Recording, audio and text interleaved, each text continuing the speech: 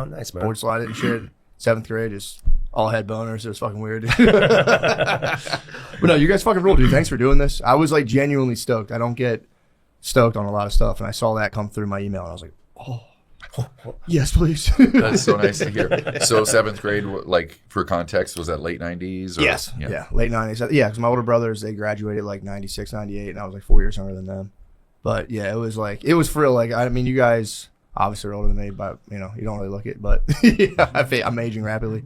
But yeah, it was like, that shit was crazy, dude. Just to be like bopping around 7th grade doing your thing, and all of a sudden someone hits you with, I had the Blue album, the self-titled album first. And then I was just like, dude, this is crazy. We were just that one song down. It was allegedly about making out, right?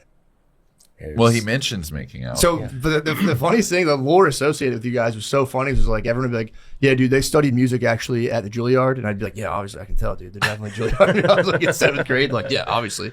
But yeah, we'd all think about making out. We'd be like, I can't wait to fucking make out, dude. It's going to be so sick. Well, it's so funny because we just played this spot called Interlochen, which is like the Juilliard for high school kids. And Michigan. the chick I made out with in a dark hallway, I went to Interlochen when we met in summer camp, and she was telling me about this other camp, and it sounded really prestigious, and it was like, so we were just there, and it was one of those full circle moments. Yeah, it was. Yeah. I did not know that. This is news to me. That's news to you? Yeah. Well, it was summer camp. That was my dark hallway makeout. Then you went to the other summer camp. No, Just she went. No, yeah, we played there. 311 played. They have an amphitheater, and there. it brought back the story. I know. I'm trying to figure out if you made out to make it full circle. When Yeah, you got back there. Where was the makeout? That was The in makeout Nebraska? was in Nebraska. Yeah. It was in Lincoln, Nebraska. Dude, that's awesome. Music camp, and she was a violinist. What? Those were the days. Yeah, dude, that was sick. Making out before you knew about anything else was like, does it get better than this? And you're like, yeah, it turns out it absolutely destabilizes your life, the rest of it. That's a good reference point. Well, dude, that's fucking awesome, man. So you guys have been touring for what, like 20, 30? How long have you guys been touring for? Since '93. What? Yeah. What's the secret to the staying power, dude? A lot of like bands just completely disintegrate. How do you guys do it? We just don't say no to anything. To heroin? We don't say no. Yeah, we do say no to that. We don't say no to gigs, and we don't break up. Yeah, like, what's the secret to keeping a band together? Don't break up. Yeah, true. That's a good point. How do you balance though? What do you think? What's the force? What's like the centrifugal force that just pulls bands apart? Would you say? Ego. Yeah. You know, people digging in too hard on their positions. I mean, you know, we respect democracy, and we have 5 band members. So if it ever needs to come down to a vote, it's going to be, 2 against 3. If it was 4 people and it was 2 against 2, then what do you do? Yeah. So fortunately, we have an odd number of band members, but most of the time we just talk things out, and it doesn't really even come to a vote. Somebody gives in, and we just keep talking until there's a consensus. But if there ever needs to be a vote, then we respect that, and just and also keep an attitude of gratitude, knowing that we're super lucky to get to do this, that we've stumbled on a really special lineup, that we're better together than we could do on our own, and for sure, just take good care of it. Damn, that's awesome. Because I feel like that's pretty rare. You guys must have seen bands come and go and kind of implode and all that stuff. Yeah. Yeah, and so many bands that we started out with have like 1 or 2 original members, and then just side guys. Yeah. That's what I saw in your guys' Tiny Desk concert. That's like, I don't recommend you guys going through comments. They're all very nice. But it was the big thing was like, I can't believe they're all still together. Usually it's one guy and a couple studio musicians, and it's, so it's sick, man. Yeah. It's awesome. So how do you like, because you guys have come out with almost like an album a year with, give and take, like a couple years here and there. In the beginning it was like that.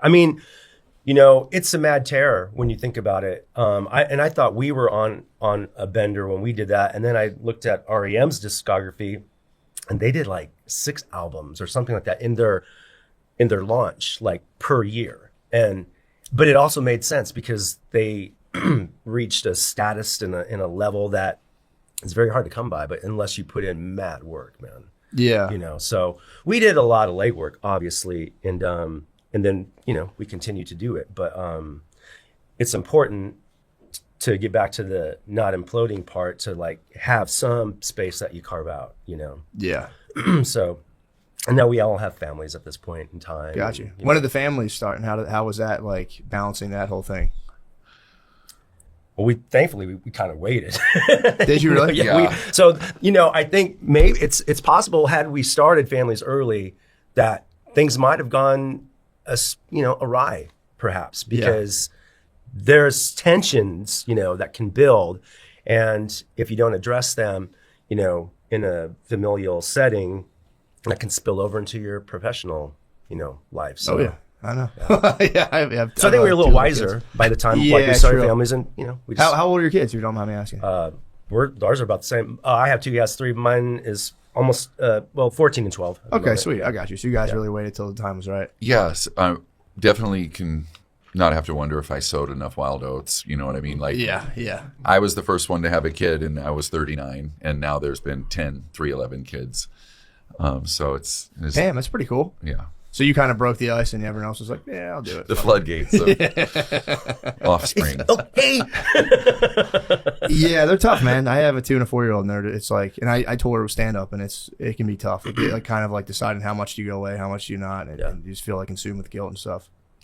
Yeah, that's a thing. But fortunately, I kind of did the math once, and we're maybe gone like between a quarter and a third of the year. It's not like we're gone all year. So then when we're home, like I'm super hands-on dad. Got you. Kids ready for school and driving them to school and stuff in the morning. So Yeah, that makes sense. And if you put it up against a 9 to 5, it's like you're going 8 hours a day, almost every single day. yeah, Versus, going away here and there. And I also tell myself too, if I had to work in an office, I probably would have burned my house down. So there's that. I would have probably like beat my kid. Yeah, you know what I mean? So it's like being able to get like a creative outlet helps me not be like a nightmare to my kids and stuff. yeah. One of my kids said, "Dad, I'm glad you're not a mister." And I was like, "What are you talking about?"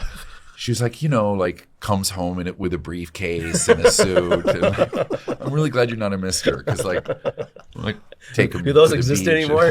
Mister. I saw that on TV once. That must have been nice to be like, fuck yeah, I'm not a mister. Yeah. You get it. I was very good to. And then now when I do something crazy, I'm like, "Would a mister do that?" They're like, "No, you're proving our point, Dad. You're not a mister." That's awesome, man. Yeah, my kids have got to come when I do stand up. Like if I have like an earlier show, like sometimes I do like a 4:30 matinee show, and they've got to come do like just hop on stage and like mess with the mics while the staff's setting up, and like I feel like little kids love that. Like if you're telling them like I'm playing music, or like they say I'm a funny man, they're like, "You're a funny man. You have to go be silly." And I'm like, "Yeah, that's pretty much what I do." Yeah, that's cool. But that is tight, man. So you guys, you started in '88, right? There was a previous incarnation of 311 called Unity that was 88 and 89. Gotcha. And then 311 started on June 10th, 1990. Okay, so And then we were in Omaha for 2 years putting out locally produced albums that started to do really well. So we used those as demo tapes to get us the record deal. And then we moved out to LA in 92, put out the record in early 93. And we definitely didn't like rock it, because like what you were sharing about, the skateboards, only like the really cool kids knew about us. We were not in obviously. We were not in the Middle, mainstream. So that's why we named our second album Grassroots, because we're like, we're not going to be embraced by the mainstream culture. MTV was not touching us at that time. So, yeah. so we're just going to do it through touring and stick to our guns. And kind of what S.A. was mentioned, like REM, also like U2, like they stuck to their own weird sound and waited for culture to come to them. So that's what we did too. Like we're just going to keep doing our rap rock with reggae, even though that's not at all what's on the radio. And then finally with Down, that culture came around to us. But we just stuck to our lane. And it's cool too, because you already had like, dude, music might be an all-time album, dude. Like I'll listen to it still today, and I'm like, God damn, dude, it's so good. All the way production through. on that's insane. Like Eddie Offord was the one who touched the knobs there, and he was this eccentric British guy from prog rock world. He worked with like Yes. And Emerson, Lake and Palmer, and he'd worked with John Lennon and stuff. So he had a ton of stories. Yeah, that's pretty cool. And it was just this very sweet English gentleman, prototypical, right? And us.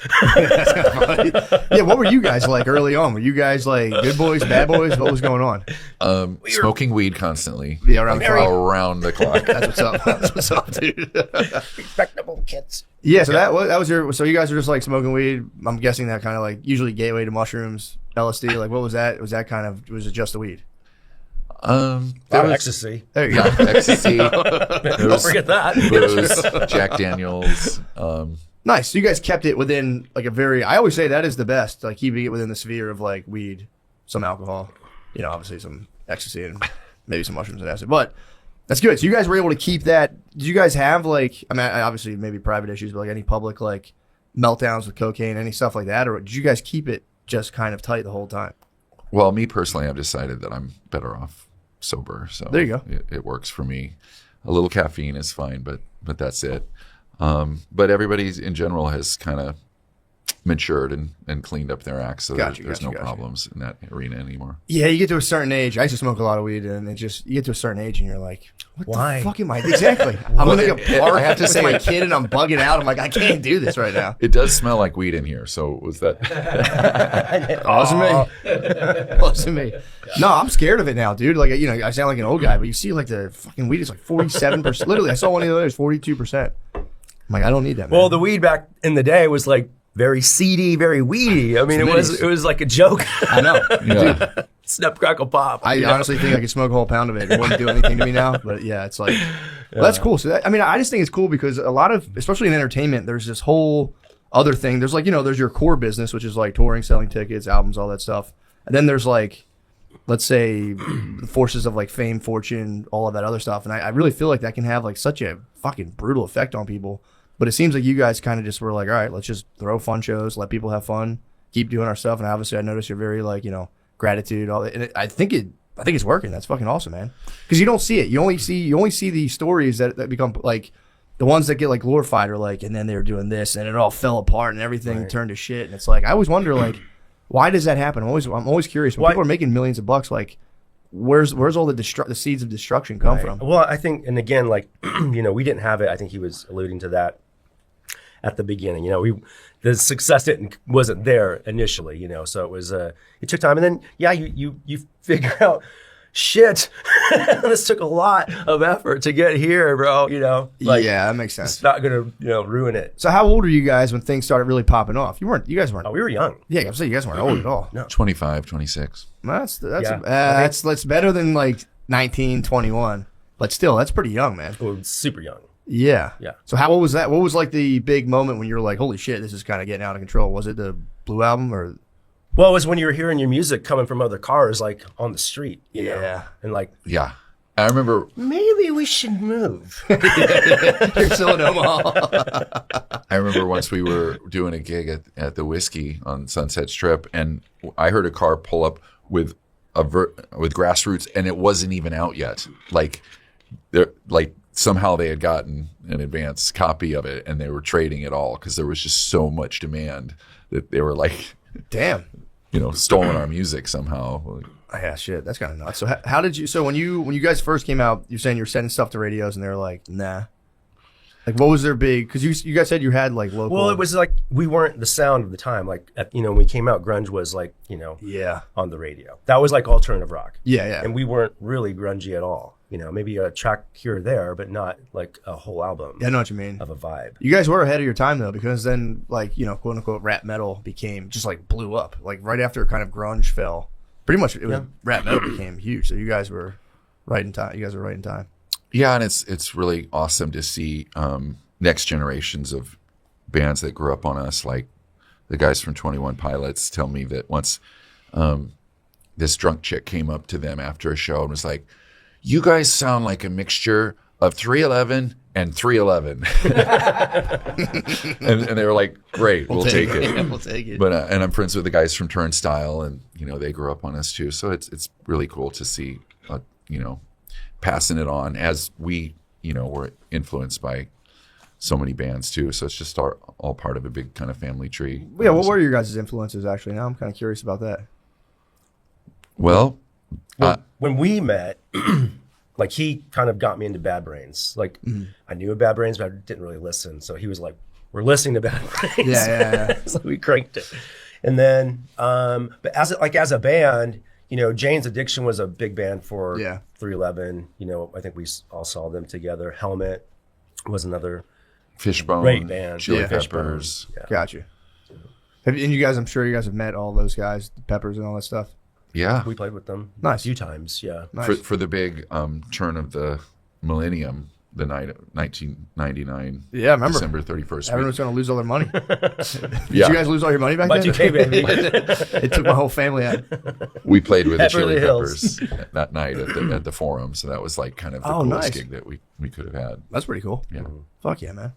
So, what's your guys' plan now? What's the plan going forward? Obviously, just staying shredded, staying ripped. Obviously, you got the order ring. Monitoring, making sure everything's okay. What do you think about all of his monitoring going on? Do you have feelings about it, or what do you Take think? care of himself. True. A lot of people are negative. A lot of people get negative. They see the order, they go, "Come on, man, I don't want to see that stuff." Do you want the data, or are you against the data? No, I mean, at home when I run, I have obviously my phone's in my pocket and all. I'm not obsessed about tracking. Yeah. But yeah, I mean, it's great. There's so much information these days, right? True. So if you can tap into it if you want. True. Yeah. Damn, you guys are too chill. I'm trying to see if you guys will turn on each other. But it becomes like a thing, man. When you get older, it's like you do have to take the helm on some regard. Like you said, you're running, you're doing a bunch of other stuff. I'm sure it's like it's tough, man. When you get older, it's like it gets away from you fast, dude. Oh, absolutely, man. Like it's Well, what we do, you have to. It's a sport, and it's all season long. that's true too. Yeah. Like you can't go home and just chill, hang on the couch. Oh, we're gonna go out in a week. Yeah, you can't just show up at the just, Super like, show Bowl up. without training. Like you have to Yeah. be ready. I'm guessing you guys have a pretty live show. So Yeah. I didn't even think about that. So you can't if you just like took time and chilled out, you'd be on stage like. Oh, dude, absolutely. That's yeah. crazy. No, well, that might be another reason why a lot of bands kind of just crumble because of the stress of touring. Yeah. How do you guys deal with that though? Well, Working out, Yeah. preparing. lifestyle. Whoa. Yeah, eat good. I like take a nap after sound check. So I'm like, I sleep in. Like I just woke up about 15 minutes before we came here. Damn, it's gotta be weird. That's gotta be crazy. It's where we work nights. Yeah, true. and We work it's hard to nights, get my guy. after the adrenaline of a show. It I know. takes hours to like flush that out and get ready. Yeah, that crushes me in doing comedy clubs. You're doing a club, it's packed. Then you just leave and go back to your room and it's silent. You're just in your hotel room, just kind of like. Oh, I Yeah. love that. I like it, but love your that, body's bro. flooded with adrenaline. So do I. I get right out. I go right back to my room, but your body's just flooded with adrenaline. You're just sitting there, just like. I just take melatonin and wait till I feel heavy, and I'm like, nice. I pass Well, out. what's crazy is that in the wild times of the early 2000s and late 90s, we would party so late, go to sleep when the sun is coming up, and then wake up at like 1, smoke weed and do sound check. And like we Battle, would, yeah, What games were you playing back then? Soul Calibur, Jeez. Mortal Kombat. Yeah, Mortal Just the Kombat. street fighting games, bro. Dude, that's so Madden, tight. hockey, But dude, my man. So fucking fun. breaking controllers when you lose. Dude, waking up, smoking weed, and playing video games, and then doing a concert and party all night. It's you guys the have cracked. life. You guys have cracked It's the code. life. You guys have cracked the code, dude. Yeah. That's so fucking tight. I really think you guys have figured it out, man. You guys seem like you have normal fruitful, say it. normal fruitful lives. Delete this episode. We don't want anyone else to know. So How what- it is done. have you seen in terms of like being around entertainment? Do you have any thoughts on kind of like how people kind of manage like levels of fame and notoriety and like how to like kind of live with it without it kind of, I guess, throwing you for a loop? Well, you mentioned don't read the comments, and that's kind of a good thing. Like, don't Google yourself because there's people that are going to be mean. Yeah. And I think the fact that we weren't immediately embraced made It's it, tough. Yeah, oh, yeah, got right. You guys Made got us tough. thick skin already. and we looked inside Can't the hurt circle. my feelings. What he said. That makes sense. So you gotta keep like it tight because it is true, especially with the internet now. It's like, especially having like families. Like I have my life with like my kids. Then there's like me on a fucking computer screen, just getting all kinds of whatever. Like, yeah, great. Fucking this guy sucks. He's the worst. Right. And then like I'll catch myself being almost more concerned about like my digital Yeah. rendering with the comments on the line, and I'll be like with my kids. And I'm Right. like, what am I doing, dude? This is Yeah. sick. This is disgusting. And it really does need to be like, it's such a hard thing to sever because it's you, but it's also not you in a sense, if that makes sense. Yeah. They know he's not a mister. Yeah, true that. There's a mister thing to worry about. I'm a fucking mister, I think. So, I guess I'm trying to think what other questions I have. So you guys, you guys are in it for the long haul. What's the plan? Do you guys have like because you got the cruise too, by the way. Were you guys the first ones who started doing kind of like one of them, but not the first. One of them, Gotcha. yeah. Like at first they were called like blues cruises, so Yeah. there was like kind of a thing with blues bands to go, and then they contacted us and we think your band would be perfect for this, and then it turned out to be awesome. We're doing our 7th one, coming this Eighth. There you go. Damn. So we rotate one earlier this year. We did 311 Day, which is our big kind of convention in Vegas, and then the next spring a cruise. So they're like destination. It wouldn't have worked in the early days of 311 because they're high school kids that don't have the money to True. go. And the fan base isn't really built yet. No, that's true. Yeah, you gotta be like, ask your parents. Come on, get out there. Yeah, my cousin's husband. I think he's been on it multiple times. Oh yeah. Shout out Flick, dude. Yeah, he's a mega fan of you guys. great. But he swears Thank you, by the Flick. cruise. He said the cruise It is fun. sick. You would like initially when we were approached, I'm like, that sounds awful. That's as soon as I heard, I didn't know it existed until years ago, and I heard about it. I'm like, obviously, dude, that sounds like such a good idea. And it's turned into a shit ton of fun. Yeah, I bet. It is so much fun. So where do you guys go? What's like the cruise destination usually? We're going to Nassau this time and one other destination. Yeah, something. We keep switching it up. It's always in the Caribbean. How many shows do you usually play on the cruise? Is it like 3. 2 to 3, yeah. Oh, that's nice. And they can stop and get off and then come on. There's like a concert. That's a cool Yeah. idea. And a bunch of other cool Other bands. acts, yeah. Yeah, that's awesome. Yeah. Comedians. Nice. Yep. Well, it's pretty cool. Bring me out to see. Yeah, man. And tonight you guys are at the Moody Center. Is that what it's called? It's outside. Yeah. Wait, it's outside? Outside. Yeah. You guys are playing outside tonight? Yeah. Yeah. You guys are gonna be fucking sweating your balls I off, know. dude. It's 105 degrees today. Yeah, it's hot. No joke out there. Nice, man. Yeah. Oh, that makes you're at the Moody Amphitheater, I think, or whatever it's called. Yeah. Hell yeah, man. Well, nice. What else? What are like? Give me some of the major lessons you guys have gleaned from your years and years and years. Well, I was just going to mention that, we have a new album Right on. that is coming out this fall. I was going to ask you that. I saw the single. I was curious if you had the album. So that I think one thing we want to do is put out music a little bit more frequently.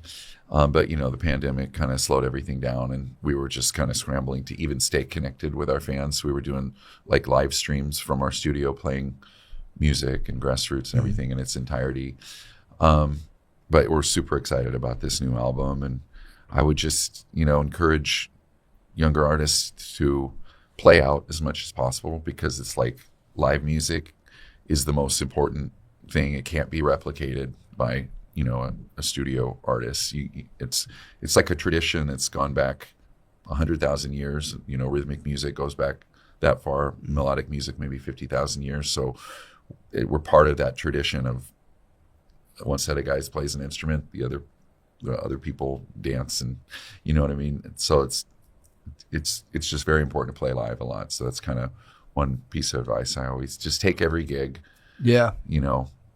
That's awesome. Play. Are you familiar with Harry Nilsson?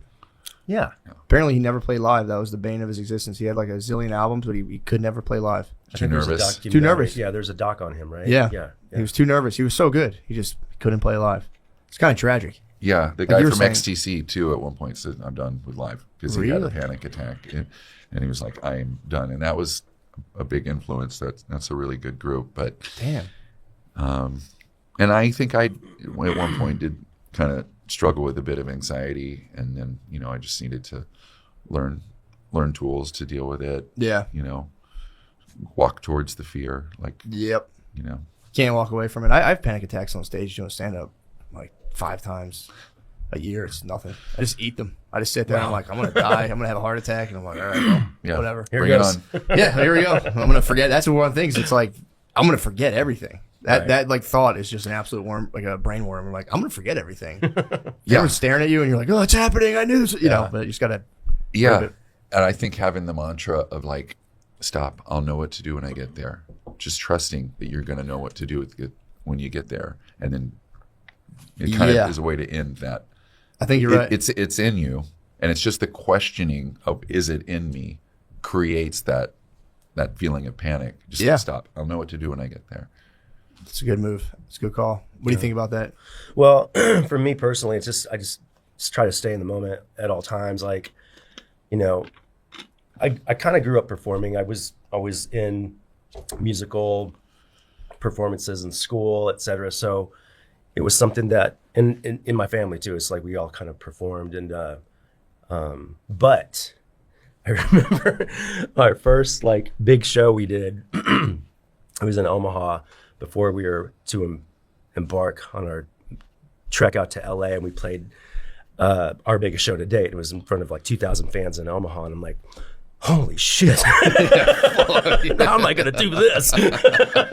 You know? This is serious. Yeah, this is next level. But yeah, you do it. And we learned it together essentially, you know? That's true. It wasn't like a solo acts or whatever and trying to figure it out or getting over these humps, obstacles, etc. But to back to your point, I think you place a lot of those in front of you, you know, like for me, I try not to look at the set list while we're performing because I have, on occasion, looked at a song and then I'm like, start to think of wait, the next. how's that go again? You know, so it's just kind of there for like a reference point, but I rarely look at it. I do sometimes like how many fucking songs we have left. Yeah. You know, other than that, but yeah. No, that is a fun thing to think about because it's like, especially with anxiety, which again, if you're doing any kind of performance, even if you're like going into a meeting at work, there's always anxiety, you know. And it's like the way I think about it is I think a lot of people take a pretty, I think, unhelpful approach to it today, where it's like, you know, just silence that part of your brain with a pill, which, you know, some people need, whatever. But there's a lot of people where it's like, if I were to listen every time I got like supremely nervous about a thing, if I were to not do it, dude, like I can't imagine what my life would be like. You know what I'm saying? Like for doing stand up, my heart was leaping out of my chest when I first started. Yeah. If I had been listening, like, no, you're right. Let me just not. I'm scared. Do that. Right. Dude, it makes sense because it's literally built into our body to keep us from like genuine physical threats. But when it comes to like, well, here, I want to perform, and they're not going to like eat you. It's just kind of like, you know, it's kind of amazing to think of like the lives that lay on the other side of like pretty intense personal fear. Yeah. And I think we're told to kind of be like, yeah, listen to that, dull yourself, you know, get away from that. It's much I think it's better the worst advice to have like exposure therapy. Like, let's go in towards that thing that's making us really uncomfortable.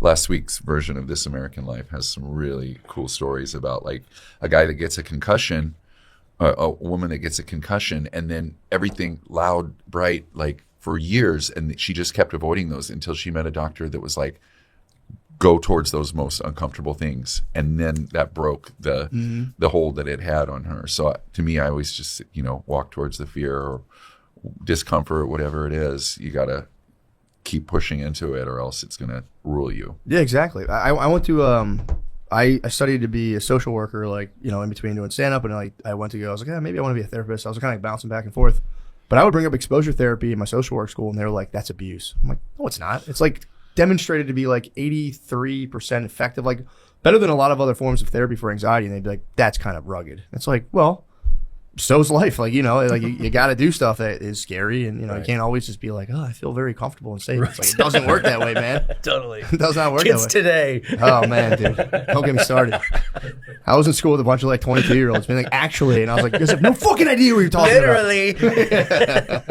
But that is cool, man. It really pumps me up to see you guys are able to kind of like, again, just be in a space that is, you know, can be very, you know, threatening to people's well-being, and just stick to the mission of like, you know, we have our, I think you mentioned like our core circle. Let's just focus on each other, our families, obviously the 311 babies, and just, you know, keep the blinders on, eye on the prize, and don't get caught up in all the bullshit and the hype, and just blast through. Let's go, coach. It's awesome, man. Yeah, that's what I'm saying. Come on. Yeah, because that was the thing, is basically we had our little gang, so we could just walk into a venue and just, we had each other. So it just supplemented our confidence a lot. Like, I don't know how solo artists do it, but for us, it was just great to have that crew and our road crew there, and it was just like a big family. So we just go in there with swagger and blow the place up. It's awesome. Well, dude, I think I don't know. Is there anything else you guys want to talk about? You got the new album coming out. I mean, I think people should also dig into your entire discography, because I didn't know how many albums you guys had.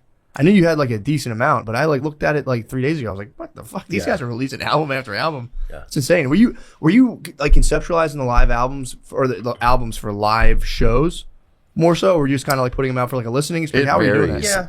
like the Blue album was meant to be like, what are songs that just kick ass live? But then the one after that, Transistor, was just more experimental and studio trickery. So, you know, you do went kind through of different phases. You do sometimes in our history, like, yeah, well, what are they gonna like love to listen to? That type of thing, you know? Yeah. What's gonna get hype, and sometimes it works and sometimes it doesn't. Yeah, you think? Do you ever have a song where like the crowd's about to go fucking nuts and you play it and they're like, all right. Last Yeah. night. Yeah.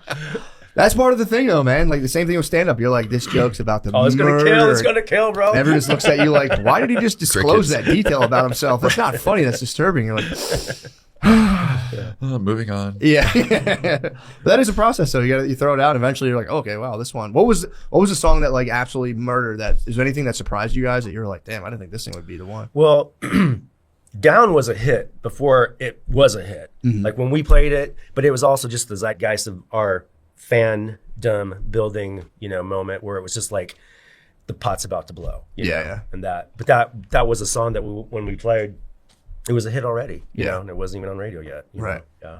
Was anything that like on the other way where you're like, you're like whatever about the song and it turned out to be popular? Have you always had a sense like, Well, with Amber, we were so used to putting out hard singles and worrying about like the male part of our fan base, but then that song really was just like a sleeper. That yeah, it's classic as well. So you're saying that was for the ladies? You're saying? I mean, it's more of a romantic song, but For sure. then we have like these huge meatheads would be like, Amber's my favorite song. It does roll, dude. It's awesome. It does, that song for real does something to you when you're like just sitting there. You're like, God, this is so fucking nice, dude. My energy's definitely Amber, dude. It was our first chill single ever. We'd always had rockers before that. Like Crush too. Like, that must. It was like #1 for a really long time. That's awesome. You did it for the babes. What did the babes say afterwards? The babes like, thank you, or Amber is the color. But it's having a moment now with like teenage TikTokers. There's a lot of people making videos of them, and a lot of times they use the slightly sped up version that makes it a little bit like sound like chipmunks, but whatever. It's brat, baby. they're probably doing it so they can like fit it into like a, you know. I notice people do that now online where it's like they'll just